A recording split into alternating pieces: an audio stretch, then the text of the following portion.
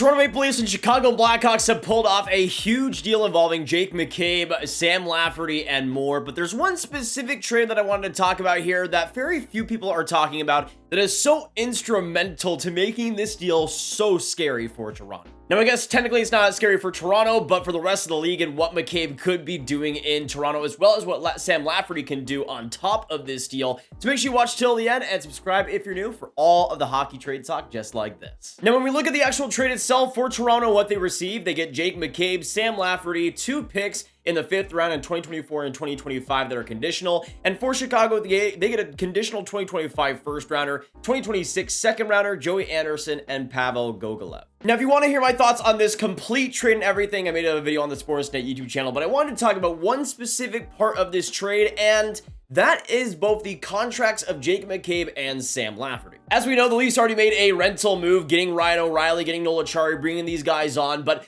both with Jake McCabe as well as Sam Lafferty, the term is extremely important in this deal, and especially considering they only gave up a conditional first-round pick in 2025 and a second-round pick. I think it's pretty fair value, especially what they're not just going to give this season, but in the few next seasons after this for Toronto. And on top of the term for both Lafferty and Jake McCabe, the one thing that I think really sets this trade apart for Toronto and makes it extremely scary is the salary retention. And this is where it gets really interesting and especially gives some value back to Chicago.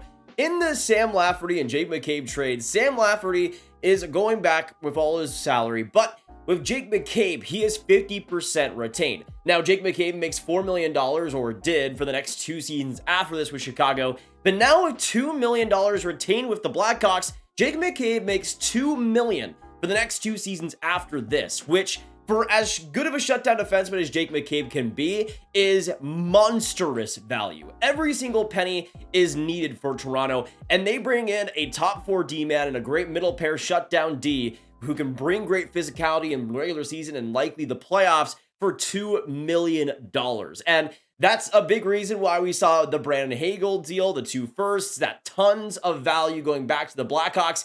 It's another reason why we do see a lot of value going back to Chicago here. That AAV is extremely important, and even though Toronto probably paid extra to make that happen, it wasn't too bad of a price for, again, a shutdown D, which is hard to find in this market, who's still in his prime and making now $2 million.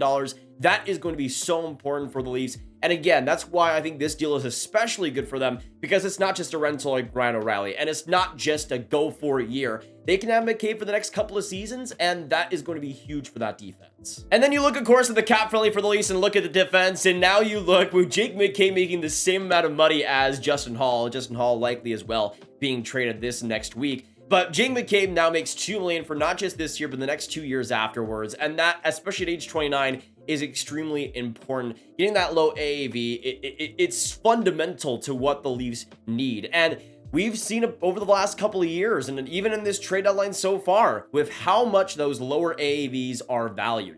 You saw even in the Tanner Jeannot deal. I mean, Tampa Bay needs every single penny, just like Toronto. And Tanner Jeannot making $800K right now is such a needed thing to have. And in this trade, they don't bring on a lot of salary. They only bring on $3.15 million for 2 players that will be pretty instrumental in the team. Even if Lafferty's likely to be a 4th-line player and McCabe probably on that middle pair, still, to add those 2 type of guys who will definitely be more playoff-style players for the Leafs is extremely good to have. And again, even with Lafferty, he makes $1.15 million, not just this year, but next. So he's going to be a part of next year's roster for sure, and a pretty great part of that bottom 6 for not just this year, but next, and to come, again, especially come playoff time. That's going to be huge. Having that physicality for that AAV is great to have. And going on Daily Faceoff, this is what they project the Leafs lines to look like. It might not be this way, but you look in the bottom 6, you got Engvall, Cam, Yarncroc, you got Kerfoot, Acciari, and Lafferty. I would imagine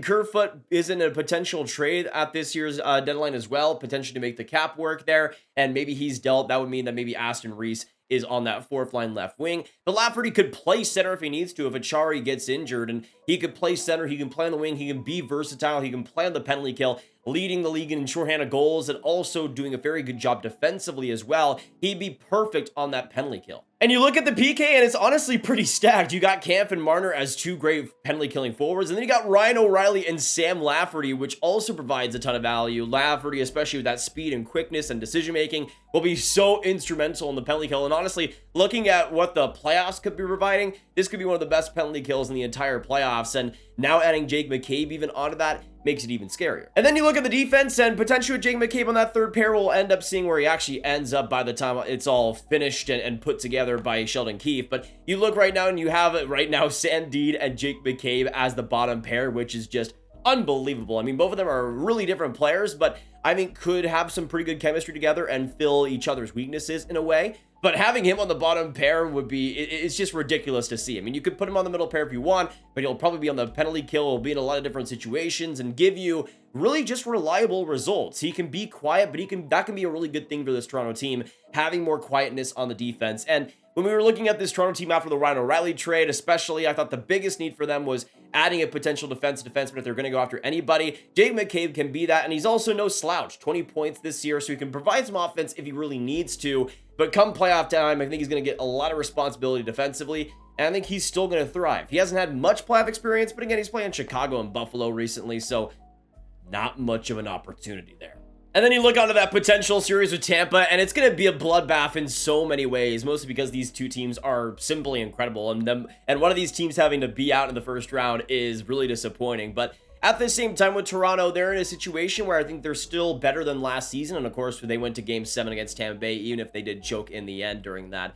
But to me, it kind of all depends on the goaltending. Samsonov has been brilliant this year, but we'll see if he's fully healthy and ready to go. If he is, if Samsonov plays the way he has in the regular season and does that in the playoffs, I think Toronto, all things aside, might be the favorite in that series for me at least, even though this is the tournament place we're talking about, so they're probably still not going to win, so it'll probably be Tampa Bay. But just on paper, pure on paper, and having all the Leafs misery and curses aside, I think this Leafs team is built so well for the playoffs. And again, adding not just Lafferty and McCabe, not just for this year, but for the years to come is so influential. And it doesn't mean that they have to completely go for it, even if Ryan O'Reilly might not stick around after this next season. We'll have to see what happens. This Tampa-Toronto series is going to be unbelievable. And I do hesitate to say that they'll be the clear favorites because, I mean, the Bolts are still the Bolts. And of course, adding Tanner Jeannot is going to be insane. But having maybe some Sam Lafferty, Tanner Jeannot fights in the playoffs would be pretty fun to see. All I know is that it's going to be incredible and it's going to be insane. And I mean, even if Tampa wins,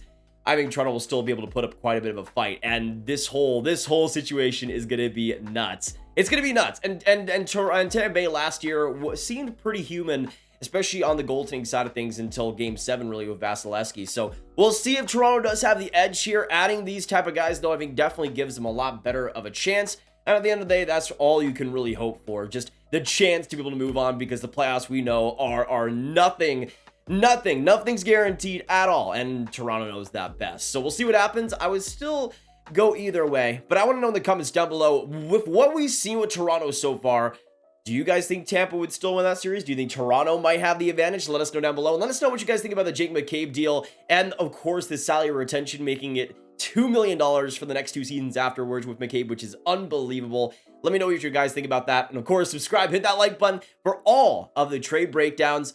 And click on this card up here for all my trade content one-on-one playlist. My name is Nathan, and I'll see you in the next one. Have a great day, y'all, and goodbye.